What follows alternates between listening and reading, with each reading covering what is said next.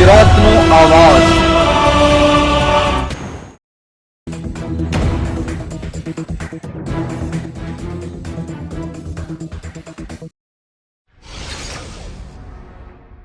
સચિન વિભાગ કેળવણી મંડળ સંચાલિત આઈસી નાયક પૂર્વ પ્રાથમિક વિભાગમાં તારીખ 8/2/2025ના રોજ નાના ભૂલકાઓ સિનિયર કેજીના બાળકો માટે એક અનોખા ઇવનિંગ કેમ્પનું આયોજન કરવામાં આવ્યું હતું, જેમાં આ નાના ભૂલકાઓ માટે વિવિધ પ્રવૃત્તિઓ જેવી કે સંગીત ખુરશી, પ્રોજેક્ટર પર મૂવી, કેમ્પ ફાયર ડાન્સ તથા પાઉંભાજીની મજા માણી હતી।